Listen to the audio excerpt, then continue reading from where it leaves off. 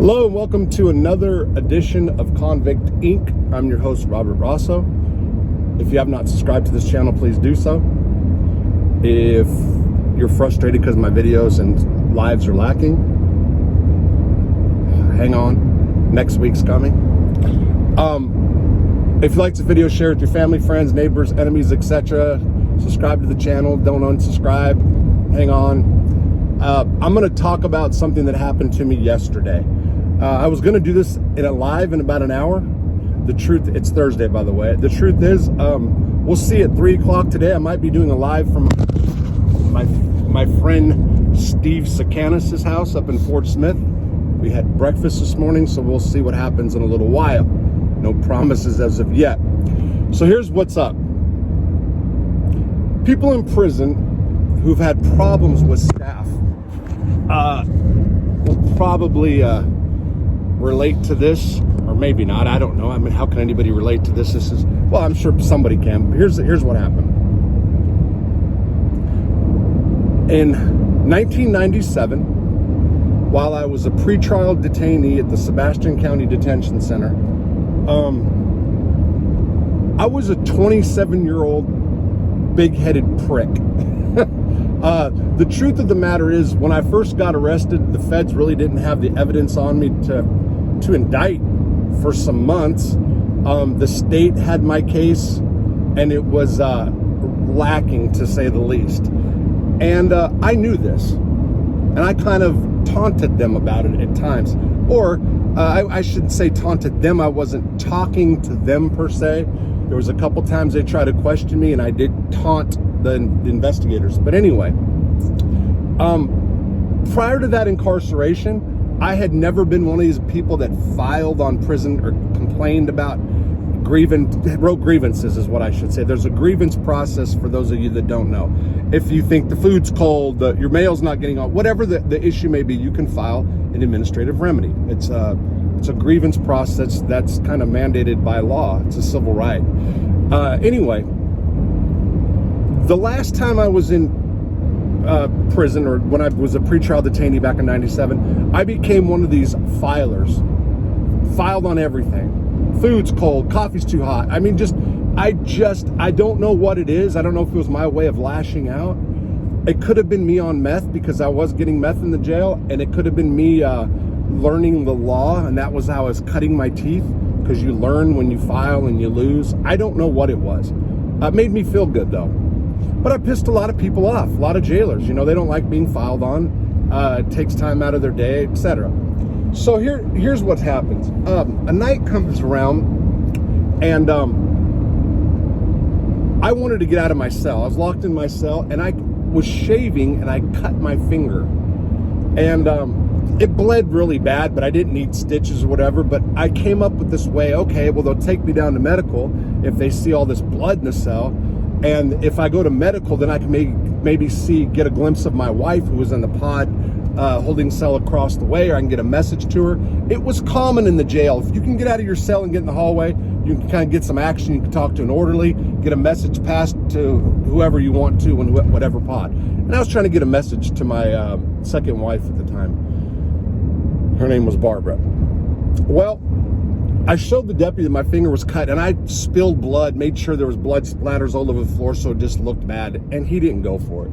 The deputy's name was Daggs, and he kind of like looked at me, looked at my finger, it's kind of like, okay, I'll say something, but I knew he wasn't going to say nothing to medical or anything else. So, pissed me off. I filed a grievance against him, whatever. A couple months goes by, and I have what's called marital visits. That is, my wife was a pretrial detainee in the same prison, and what they would do is they would bring us out twice a week, because it was our marital right. They would bring her to where the civilian visitors go, and they'd bring me to where the prisoners go. So that we were separated by glass. They brought her around, and then we talked for half an hour, whatever they gave us.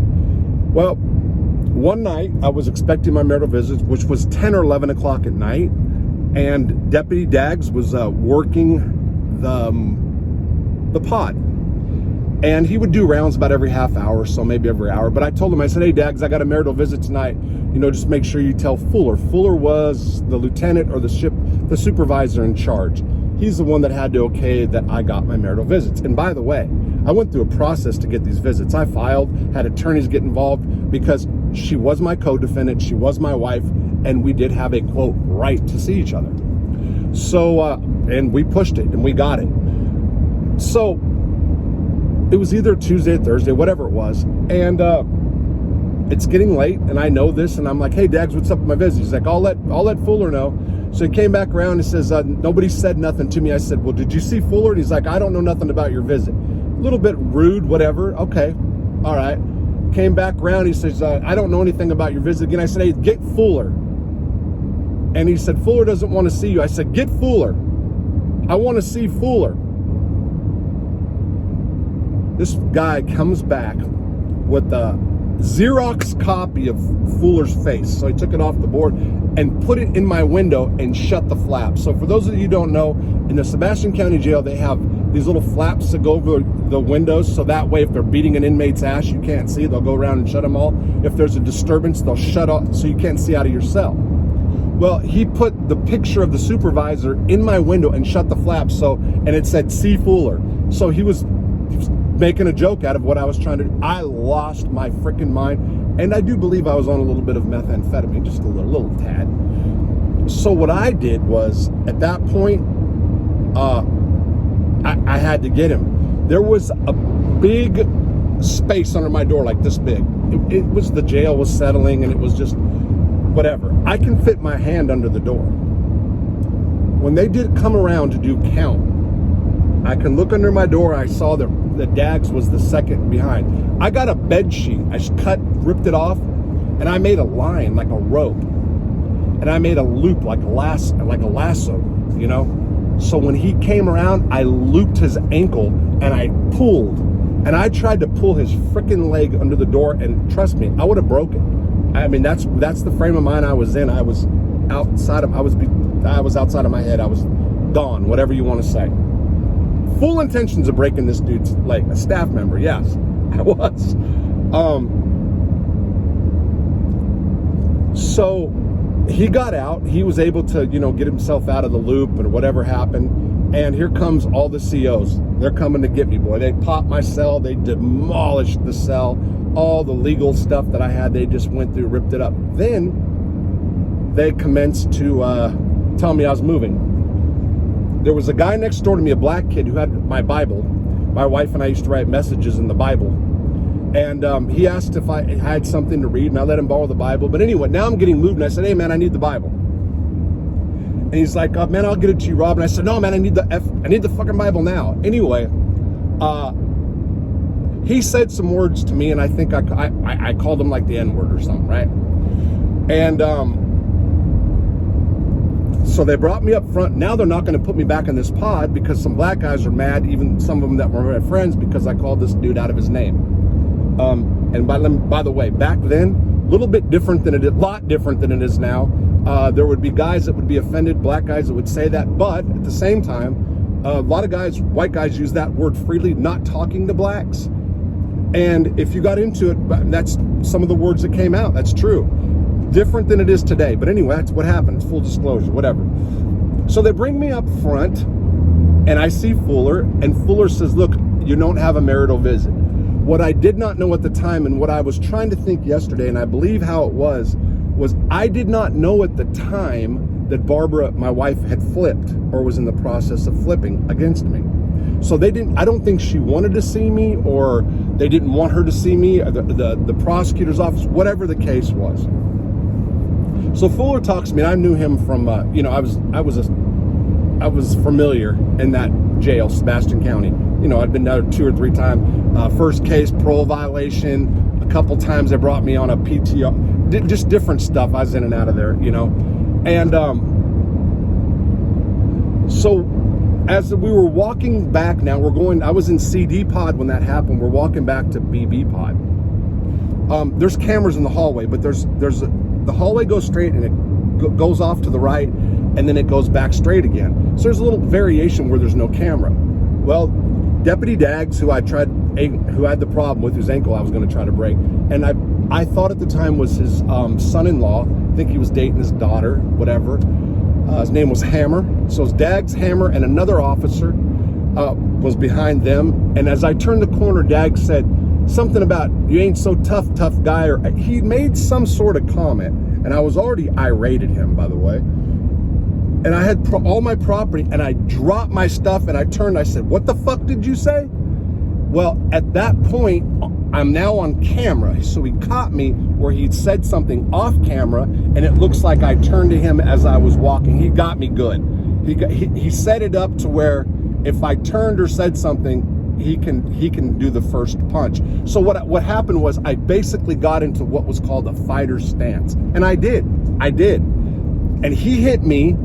And I've said this repeatedly, I'm not a tough guy. I have lost fights that I shouldn't have and won fights that I shouldn't have. I stopped fearing fights after I got really, really beat up one time. So I would fight anything, anytime, but I was not a tough guy. Anyway, I somehow, maybe I went back to my karate skills when I was a little kid, because I did take karate for some years. I knocked 3 deputies down. I got them all. However it happened, maybe I was just wired on dope. I got them all. And here comes another one. I got him, and then here comes Fuller. I had him on the floor too. And Fuller said, "Stop." I respected Fuller. I stop and put my hands up. I put my hands against the wall. Of course, as soon as you do that, you're fucked. They got me. Boom, hands down. Stop resisting. I'm not resisting. Stop resisting. All that stupid shit, right? I'm on the ground. So, hey, black guys, by the way, so it's not just you that gets the stop resisting treatment. So anyway, when I was getting up, because they smeared me on the ground, Deputy Daggs takes the pepper spray and sprays it inches from right, full frontal, facial, and into my mouth. And it was pepper spray, not mace, and I'm allergic to it. I have asthma. An hour to 2 hours, I had just mucus running out of my skull.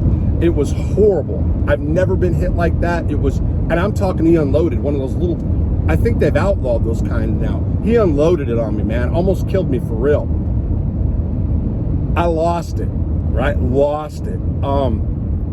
They would not put him and me in the same pot. He couldn't work wherever I was the whole time, for months. If I saw him and I was locked in a cell, I said, "It's gonna happen. When they pop these doors one day, I'm gonna catch you, Daggs. I'm gonna get you." I threatened him openly. They talked about pressing charges against me. I didn't give a fuck. I'm just being honest.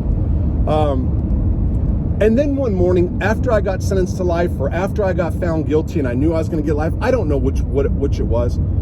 Kind of already subdued, resigned to the fact that I had life, you know. And I was in a mellow mood that morning and my mind was elsewhere. Pop the door, boom, Daggs is working the cell block. He stayed up front, probably told to, he's a little sketchy of me, but I talked to him, but I didn't go say nothing to him. And I didn't taunt him or do nothing, but I said something, he was a little bit surprised. And I think I said something like, "Let's put it behind it." I forgot what it was now. It's been a while. But probably focused, I can remember it, because I do have a good memory, believe it or not. So anyway, I go off to prison. I get life without parole. Oh, by the way, and I sued Daggs and a whole bunch of other officers, and I went to trial. A civil rights violation, represented myself, lost ultimately, but I brought them all to court. Good experience, good learning experience too, and it was actually fun. Well, yesterday, I have told people that I have problems financially because I didn't sell a house, blah, blah, blah. I was getting ready to rent this house finally. Hopefully I got a loan worked out with a subscriber. Thank you very much. Anyway, a local real estate agent called, local girl, and she said she had somebody that wanted to check out this house. So yesterday, this lady from Fort Smith comes by. It's about 40 minutes away, hour. And she brings 2 people, a guy and a girl. Well, the guy comes up. I have the house open. I've been painting. It's fully open. That's what I've been doing. I've been working a lot, you guys. People want to know what's going on, blah, blah, blah. Right now, I'm overloaded. I've got so much stuff to do. My house, the other house, getting ready to, we're not moving, but we've got a place up in Fort Smith. We're going to be going back and forth. So I got a lot of stuff to do. So a guy comes up and he's older and he's talking about the wiring in the basement, that an inspector's gonna have a problem because there's wires in the heating element or whatever. Well, I said, look, the inspector was out here because I had this house sold and the loan fell through. The inspector's already seen that. He didn't care. And I told him what the inspectors cared about. Look, I was totally honest with this people. I told them all the problems of the house. My wife would have been pissed if she was there. I'm like, yeah, it's going to probably cost this many thousands to fix it. I mean, whatever. I thought it was the right thing to do, and that's what I did. So me and this guy started talking, and we hit it off pretty good. Said that he knew the hometown I was from, San Pedro, was in the military, Navy for 20-something years. You know, I thanked him for his service. Anyway, I had my side-by-side, and I wanted to show him the top of the property, because the house that I'm selling, or if I don't care if I sell it now or not, the house, the best part about it is the property above the house. It's got a 3-mountain view. It's beautiful, right? And if somebody builds a house there, it's be the best house in that town. So I brought him up there, my side-by-side, and I said, his sister was still looking. I said, hey, you want to go see my other house and go see some of my lots and blah, blah, blah. Just showing around, you know, nothing to do. Me and this guy hit it off great. So I'm driving, I'm, you know, cruising around town on the side-by-side, and brought him around some of the properties that I have, the lots and stuff. And he told me his last name, and I said, hey, man, he said his last name was Daggs. I said, do you have relatives? He said, I got relatives in this town, but I haven't seen them since I was a kid. And I said, do you know a guy that used to work in the Sebastian County Detention Center named Daggs? And he looked over at me, and he went like this. And I said, you work there? And he said, yeah. I hit the brakes. Bop! Right in the middle of Main Street. I'm driving on Main Street, by the way, in my town, Hartford, Arkansas. I hit the brakes. I said, you son of a bitch, you've beat my ass. And he said, who are you? And I said, Robert Ross. He said, what the hell are you doing out of prison? Hey, wow, it was crazy, right? And I laughed like that, and I said, look, I ain't mad at you. I said, that was a long time ago. And then I told him how I got out. And he said, I knew you looked familiar. I knew you looked familiar. And I said, yeah. And I went back, and, you know, he had other incidents. And by the way, got fired from up there. He has military background and stuff, but got fired because another deputy lied on him or whatever. Probably beat some inmate. Actually, I knew a deputy that I liked a lot that beat an inmate to death up there. You know, and I'm going to tell you like I told him, because I can see he was a little uneasy, to be honest. I said, listen, I go, in all honesty, you treated me better than I would have treated me. Or you treated me better than I would have treated you. I said both. And I'm going to tell you, and why did I say that? I'm not condoning staff doing some crazy shit like pepper spraying me in the face and the mouth after they've already got me hands restrained behind my back. The issue and what I meant was I was a problem, you know? I caused a lot of fucking problems. Now, is that wrong or is that right? Staff should never assault anybody, okay? So I want to make that clear. I also want to make clear that people have the responsibility to behave properly.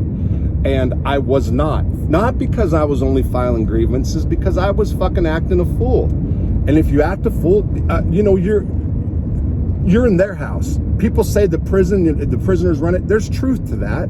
But there's also truth to that. At the end of the day, they're going to win. And if you don't recognize something like that, you're a fucking idiot. And you're doomed to repeat and fail again and again and again. So my previous incarcerations, I was pretty much a model inmate.